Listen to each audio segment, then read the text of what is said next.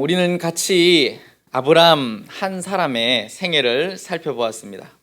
아브라함의 믿음의 여정을 통해서 우리는 많은 주제를 함께 살펴보았습니다. 하나님이 어떤 분이신가? 하나님이 약속한 것은 무엇인가? 하나님을 믿는다는 것은 무엇인가? 믿음의 길에서 어떤 어려움과 유혹을 만나는가? 하나님이 그럼에도 우리에게 요구하시는 것은 무엇인가? 이 길이 힘들고 어려운 길이지만 우리가 어떻게 이 길을 걸어갈 수 있는 힘과 용기를 얻을 수 있는가? 이런 여러 주제에 대해서 함께 말씀을 살펴보았습니다. 오늘은 아브라함의 믿음의 여정 마지막 설교입니다. 그래서 오늘은 어떤 특정 본문보다는 아브라함의 삶 전체를 돌아보면서 그의 삶을 한번 평가해보고 우리가 얻을 수 있는 교훈이 무엇인지 함께 살펴보고자 합니다. 오늘 특별히 히브리서 11장을 중심으로 아브라함의 믿음과 삶을 돌아보려고 합니다. 아브라함의 일생에 있어서 우리가 먼저 본받을 점들이 있습니다.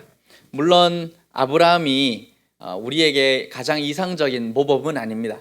우리가 가장 이상적으로 모범으로 삼아야 될 분은 우리 구주 예수 그리스도밖에는 없습니다. 그럼에도 불구하고 하나님은 아브라함의 생애를 성경에 기록해 주셨고 그의 장점과 단점을 우리에게 다 보게 하셨습니다.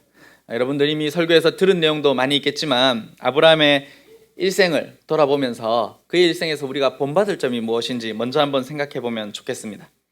아브라함 하면 가장 먼저 떠오르는 단어는 믿음입니다. 그래서 우리는 그를 믿음의 조상이라고 부릅니다. 그래서 히브리서 11장을 믿음장이라고 부르는데 이 히브리서 11장에서 아브라함을 이렇게 표현합니다. 11장 8절에 보면 믿음으로 아브라함은 부르심을 받았을 때 순종하여 장래의 유업으로 받을 땅에 나아갈새 갈 바를 알지 못하고 나아갔다. 이렇게 아브라함을 믿음의 사람으로 소개하고 있습니다. 아브라함의 믿음은 참으로 우리에게 본이 됩니다. 여러분 75세의 노인에게 하나님이 나타나셨습니다. 어느 날 갑자기 하나님의 명령을 듣습니다. 가족과 친척과 고향을 떠나라 라는 명령이었습니다. 이것은 단순히 익숙한 환경을 떠나라는 말이 아닙니다. 아브라함 보고 가장 취약해질 수도 있는 명령을 내린 것입니다. 알지 못하는 땅으로 가야 했습니다. 그리고 그곳에 어떤 부족이 있는지, 그곳의 지형이 어떤지, 그곳의 기후는 어떤지 아무것도 알지 못하고 아브라함은 하나님의 명령에 순종해서 자신의 고향을 떠나 위험한 땅으로 가야 했습니다. 그곳에서 어떤 공격을 당할지 모릅니다. 그야말로 자기 자신과 가족들과 자기에게 속해 있는 모든 식솔들의 목숨이 위험해질 수 있는, 굉장히 취약해질 수 있는 그러한 상황으로 떠나야 했습니다. 누구만 믿고요? 갑자기 자신에게 나타난 하나님을 믿고 떠나야 했습니다. 아브라함이 어떻게 이런 결정을 내릴 수 있었을까요? 성경은 그것을 믿음 때문이라고 설명해 줍니다. 그런데 그의 믿음에는 거절할 수 없는 하나님의 은혜가 있었다라는 걸 우리는 잊지 말아야 합니다. 아브라함이 본래 살았던 곳은 메소포타미아의 중심 도시인 우르라는 도시입니다. 그곳은 메소포타미아 문명의 중심에 있는 도시로서 많은 우상을 섬기고 있던 도시였습니다. 그는 이미 어린 시절부터 많은 신들을 접해왔습니다. 성경학자들은 아마도 아브라함의 아버지인 데라가 우상을 만드는 일을 했을 거다. 이건 정확하게 알 수는 없지만 그렇게 추측을 하기도 합니다. 그러니까 이미 아브라함은 그곳에서 메소포타미아 사람들이 섬기던 수많은 신들을 알고 있었습니다. 그런데 어느 날 자신이 알지 못하는 한 신이 자기를 찾아옵니다. 그리고 자신에게 명령을 내리는 것입니다. 아브라함이 자기를 찾아온 신이 자신이 그동안 알고 있던 수많은 신 중에 한 명이라고 생각했다면 아브라함은 자기의 목숨을 걸고 자기 가족들의 목숨을 걸고 가나안으로 출발하지 못했을 겁니다. 그런데 아브라함은 자신을 찾아온 하나님이 참되고 유일한 하나님이라는 것을 본능적으로 깨달았습니다. 자기 목숨과 자기 가족들의 생명, 자신을 따르는 모든 사람들의 생명을 걸고 따라갈 수 있을 만큼 하나님이 위대하신 하나님이라는 것을 알았다는 것입니다. 우리는 이것을 아브라함의 믿음에 개입한 하나님의 은혜를 불가항력적인 은혜라고 부릅니다. 이것은 정말 놀라운 은혜입니다. 하나님이 우리에게 베풀어 주신 은혜도 마찬가지로 불가항력적인 은혜입니다. 불가항력적이다라는 건 거절할 수 없는 은혜란 말입니다. 하나님이 아브라함에게 나타나서 가족을 떠나서 내가 명령하는 땅으로 가라라고 명령했을 때 아브라함이 하나님께 선택을 받았을 때 아브라함은 그 은혜를 거절할 수가 없었습니다. 불가항력적이다라는 말은 강제적이고 강압적이라는 말은 아닙니다. 불가항력적인 은혜가 필요한 이유는 하나님이 만드신 사람들이 전적으로 타락했기 때문입니다. 여러분, 우리는 정말 전적으로 타락했습니다. 여러분, 우리가 예수님을 믿지만 간혹 죄에 빠질 때가 있습니다. 우리가 죄에 빠질 때의 모습을 여러분 한번 생각해 보십시오. 우리는 구원받았다고 말하는 그 순간에도 죄에 빠질 때는 하나님이 없는 것처럼 죄를 짓고 있습니다. 옛사람의 본성이 남아있는 것만으로도 우리는 이토록 치명적이고도 사악한 죄를 짓습니다. 이것이 인간의 본성입니다. 그러니 전적으로 타락했다는 것은 모든 의지를 동원해서 하나님을 저항한다는 것을 의미하기도 합니다. 전적으로 타락했다라는 건 구원받을 가능성이 스스로에게는 1%도 없다는 것입니다. 그러나 하나님은 은혜로우신 분입니다. 그렇기 때문에 하나님이 베풀어 주시는 은혜는 불가항력적인 은혜라고 부릅니다. 우리의 뜻이 아니라 하나님의 뜻에 따라 우리를 구원해 주십니다. 쉽게 예를 들면 하나님이 물에 빠져있는, 죄에 빠져있는 우리를 건져내실 때 우리의 선택이 아니라 오직 하나님의 선택에 의해서 우리를 죄 밖으로, 물 밖으로 끄집어내신다는 말입니다. 그러고 나서 하나님은 우리가 하나님의 뜻에 기꺼이 순종해서 살도록 우리를 인도해 가십니다. 우리를 물에서 건져내실 때 하나님은 거절할 수 없는 힘으로 우리를 건져내십니다. 이것을 불가항력적인 은혜라 부르는 것입니다. 너희가 힘껏 최선을 다해서 내 손을 한번 잡아봐라. 내가 손을 뻗고 있을 테니까 내 손을 한번 잡아봐라 라고 하나님이 말씀하시는 게 아니고, 너희는 물에 빠져서 살아날 수 없는 자, 이미 죽은 것과 마찬가지니까 내가 너희를 물에서 건져내겠다라고 하나님이 말씀해 주시는 것입니다. 물속에서 모든 것을 잃어버리고 목숨을 포기하고 있는 우리를 하나님께서 건져내서 살리셨습니다. 아브라함이 자신을 찾아온 하나님을 믿고 신뢰할 수 있었던 이유는 여기 있습니다. 아브라함을 찾아오신 하나님이 아브라함에게 베풀어 주신 은혜, 그에게 주신 믿음이 불가항력적인 은혜로 찾아온 믿음이기 때문입니다. 거절할 수 없는 놀라운 영광에 압도되어서 아브라함은 믿음의 여정을 시작할 수 있었고, 그 시작과 그 끝에 끊임없이 하나님의 은혜를 경험하며 믿음의 여정을 걸어갈 수 있었습니다. 사랑하는 성도 여러분, 우리는 자주 우리가 하나님을 믿는다라고 하는 이 사실을 하찮게 여길 때가 있습니다. 그러나 우리가 하나님을 믿고 부족한 믿음이지만, 부족한 순종이지만 하나님을 참된 신으로 믿고 사는 것, 그것 자체가 얼마나 대단한 일인지 우리는 기억해야 합니다. 여러분은 아브라함이 하나님을 믿고 난 후에 믿음으로 순종하여서 가나안 땅으로 이동하였던 것처럼, 여러분이 예수님을 믿고 난 뒤에 여러분은 이미 세상 사람들과는 전혀 다른 삶을 살고 있다는 걸 아십니까? 여러분은 정말 놀랍게도 일주일 중에 하루를 세상 사람들의 기준으로 보면 낭비하면서 교회에 와서 자리를 채우고 있습니다. 남들이 보면 저렇게 피곤한 시간에, 그죠? 주일 오전 11시에 점심 먹고 주일 오후 시간에 집에서 낮잠이나 잘 텐데 우리는 고생하면서 예배를 드리고 있습니다. 편하게 점심에 뭐 하나 시키면 되는데, 그죠? 성도들과 교제하기 위해서 힘들게 밥을 합니다. 그리고 더 놀라운 건 태어나서 30-40년 동안 모르고 지내던 사람들과 함께 모여서 형제 자매라고 부르면서 그들에게 관심을 가지고 그들을 위해서 기도해주고 함께 식사를 하고 있지 않습니까? 일주일에 한 번 6시간 이상 시간을 보내는 건 우리가 가족들과도 잘 하지 않는 일입니다. 심지어 10시 반에 모여서 늦어도 오후 3시까지 함께 시간을 보내고 있습니다. 우리는 아브라함이 믿음의 결단을 내리고 고향을 떠났다고 대단하다고 하지만, 사실 여러분들도 예수님을 믿고 난 이후부터는 그 대단한 믿음의 여정을 걸어오고 있는 것입니다. 여러분들은 낯선 땅 가나안에서 세상 사람들과 구별된 삶을 살고 있습니다. 여러분이 이미 아브라함과 같이 믿음으로 그런 삶을 살아가고 있습니다. 그 믿음이 가능한 것은 하나님이 불가항력적인 은혜로 우리를 찾아오셨기 때문입니다. 하나님이 그의 마음을, 예수 그리스도를 믿는 마음을, 하나님을 참된 신으로 믿는 마음을 여러분들에게 주지 않았다면 여러분들은 이러한 삶을 살지 않을 것입니다. 우리는 지금 세상에서 세상 사람들과는 전혀 다른 삶을 살고 있습니다. 정말 그렇습니다. 그러니 지금 이 시간에 우리가 교회에 와서 하나님을 예배하고 하나님을 아버지라 부르고 그렇게 이 자리를 채우고 있다는 그 사실 하나만으로 여러분 하나님께 감사하시기를 바랍니다. 그 자체가 하나님이 불가항력적인 은혜로 우리를 찾아오셨다는 증거이기 때문입니다. 둘째로 우리가 아브라함의 일생에서 본받아야 될 점은 그가 끝까지 믿음의 여정을 포기하지 않았다는 겁니다. 아브라함에게 하나님이 찾아오셔서 그에게 명령하시고 주신 약속이 두 가지가 있습니다. 크게 보면 두 가지입니다. 무엇일까요? 하나는 약속의 땅을 주겠다는 겁니다. 땅을 주겠다. 그리고 또 하나는 너에게 자손을 주겠다라는 약속이었습니다. 이 두 가지 약속을 믿고 아브라함은 믿음의 여정을 이어갔습니다.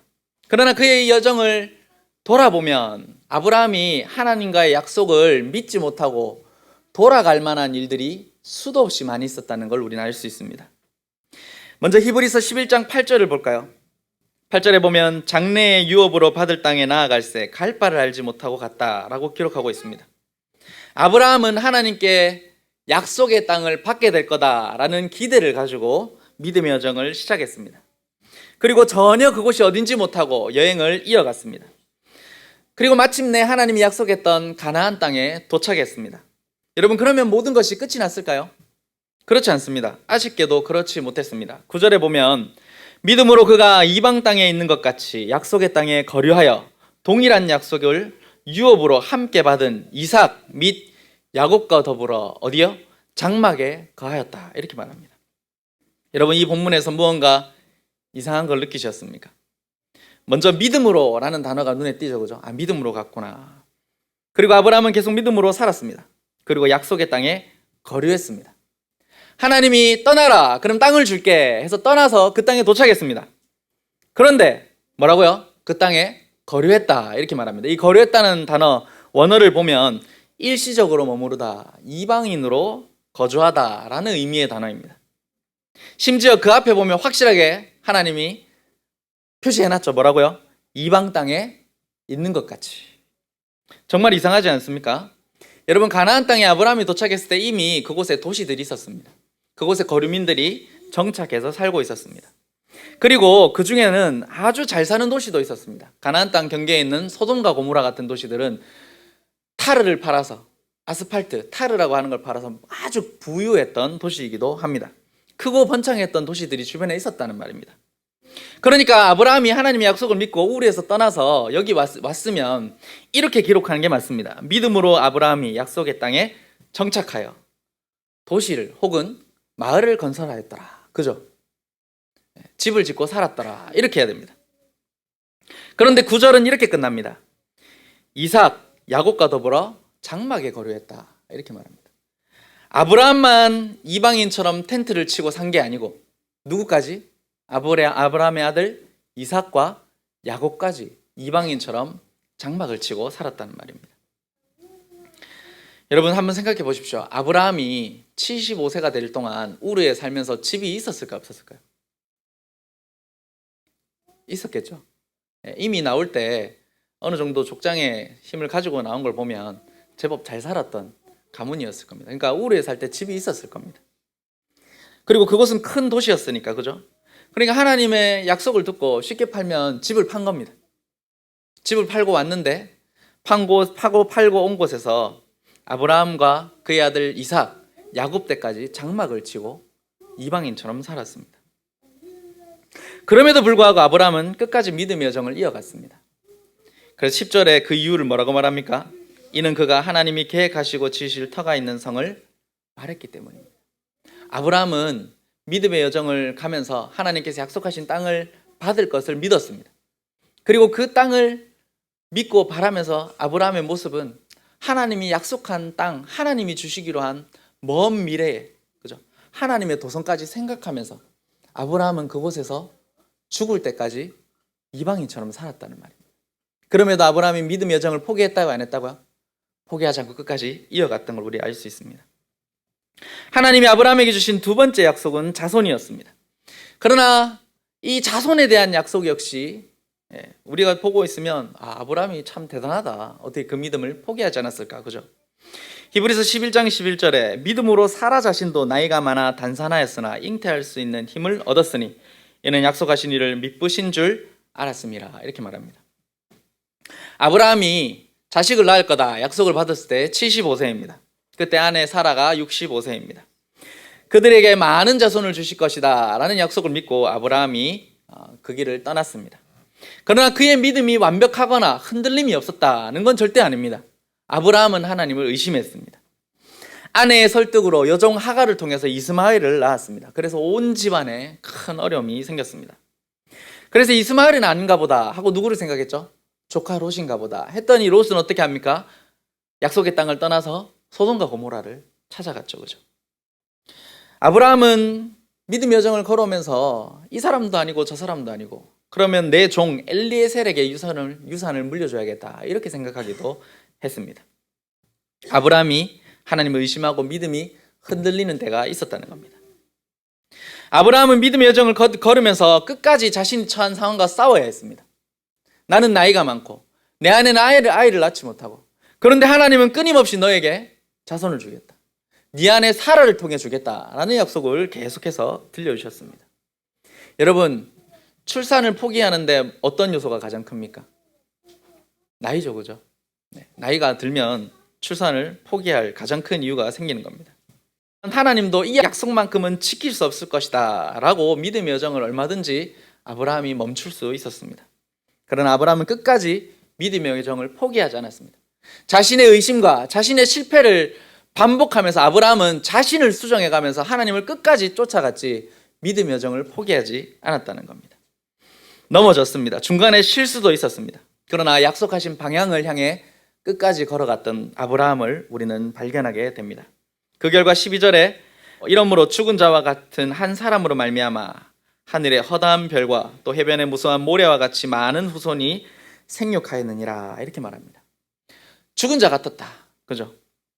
죽음이란 모든 것을 포기해야 될 극단적인 상황 아닙니까? 그런 죽은 자 같은 아브라함 한 사람에게서 아브라함과 사라에게서 정말 많은 민족이 태어났습니다.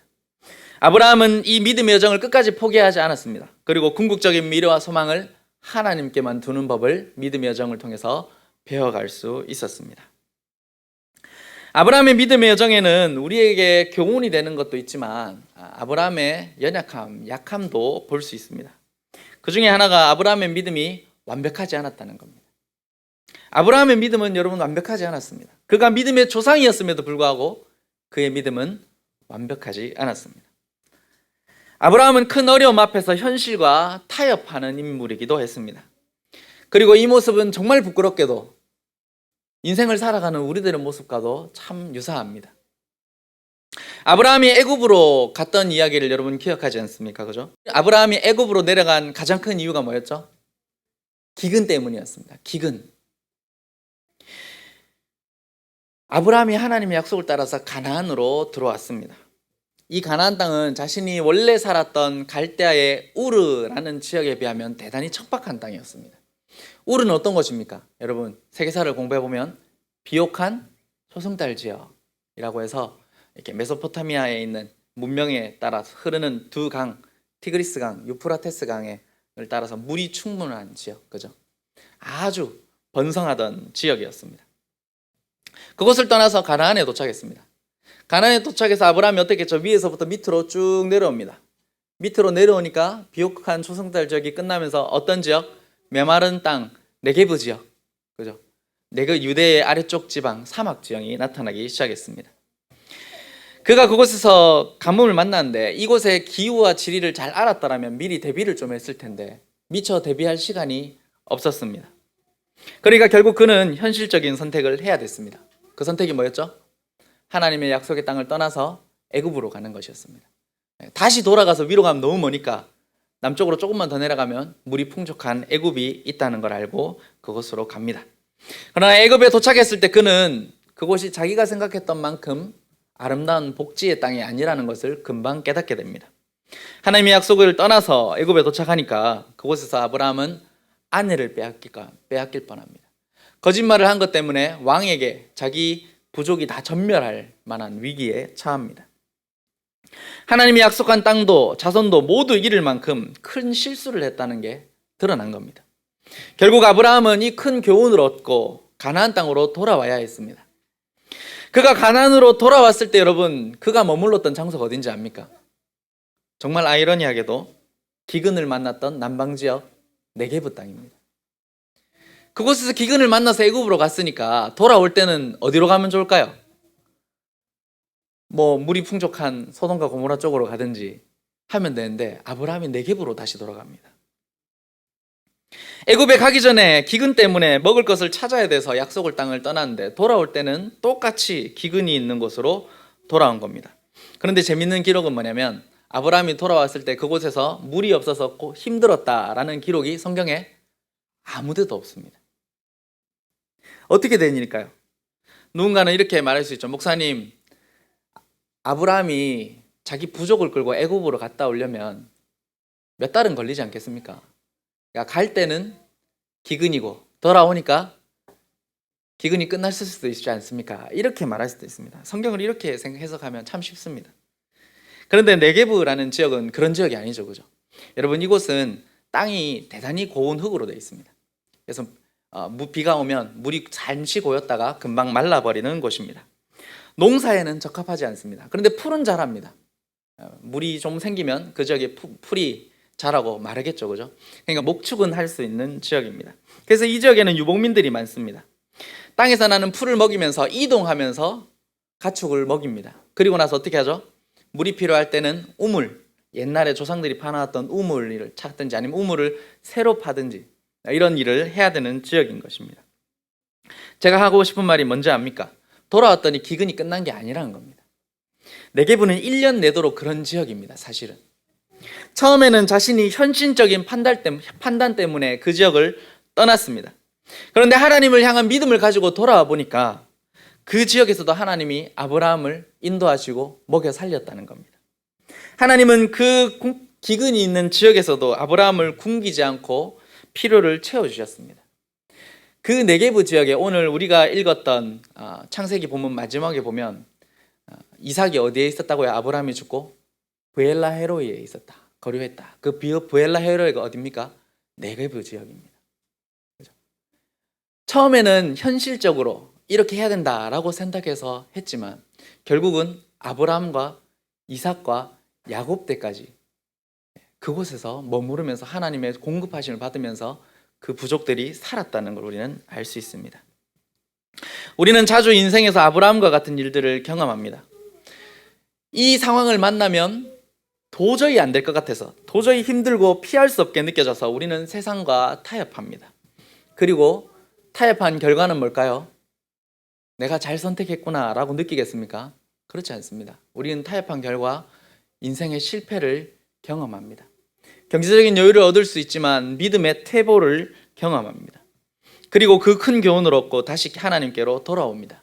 그리고 우리는 깨닫습니다. 아, 그때 내가 생각했던 이 문제가 정말 나를 죽일 만큼 큰 어려움이 아니었구나. 그죠? 내가 돌아와 봤더니, 믿음을 지키려고 돌아와 봤더니 하나님이 그 상황 가운데서도 여전히 나를 먹이시는 하나님이시구나 라는 것을 우리는 돌아와서야 느낄 때가 참 많이 있습니다. 그 시기를 지내고 나면 그렇지 않습니까? 그 별거 아니었구나.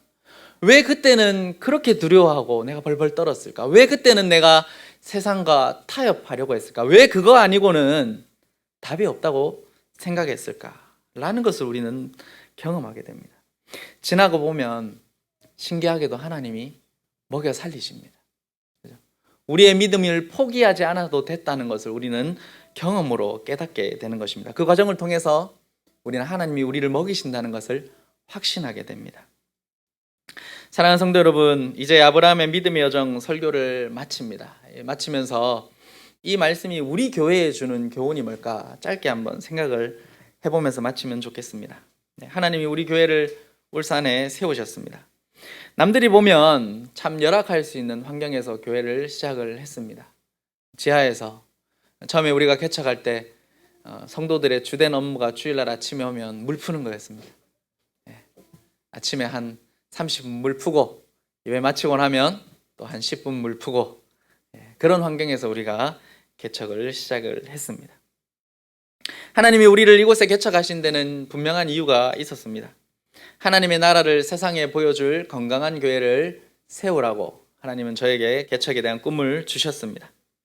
그러나 우리가 약속을 바라보면서 믿음으로 살다 보면 여러 가지 일을 만납니다. 우리 교회 같은 경우는 상황이 참 척박합니다. 그죠? 재정도 부족하고 또 구성원들의 실수나 연약함도 많습니다. 그러나 우리가 잊지 말아야 될 것은 무엇인지 아십니까? 하나님이 우리 교회를 이끌고 가신다는 겁니다. 아브라함과 같이 믿음의 여정을 다니다 보면 교회 안에는 여러 가지 문제나 어려움들이 있을 수 있습니다. 개인의 실수도 있을 수 있고 공동체가 겪는 어려움도 있습니다. 그때 우리가 해야 될 건 뭐냐면 뒤를 돌아보고 머물러 있는 것이 아닙니다. 그죠? 그때 우리가 해야 되는 것은 우리를 인도하시는 하나님을 보고 끝까지 우리의 믿음의 여정을 이어가는 것입니다. 포기하지 않고 믿음의 여정을 걸어가면 하나님이 우리에게 약속하신 것을 얻을 날이 다가올 겁니다. 그러니 사랑하는 성도 여러분, 하나님을 믿고 갑시다. 끝까지 포기하지 말고 갑시다. 참 감사한 건 뭐냐면 여러분도 어떨지 모르겠지만 저랑 이모세 목사님은 참 즐겁습니다. 전혀 두려움이나 불안함이 없습니다. 하나님이 어떻게 인도하실까라는 기대가 됩니다. 그리고 그것을 위해서 하반기를 또 열심히 준비하고 있습니다. 여러분, 오늘 말씀을 통해서 하나님이 우리 교회를 이끌어 가실 것을 믿고 또 여러분들의 개인의 인생의 믿음의 여정도 걸어가시지만 우리가 한 공동체로 이 교회를 통해서 하나님이 하실 일들을 기대하면서 이 믿음의 여정을 끝까지 함께 걸어가면 좋겠습니다. 우리 같이 기도합시다.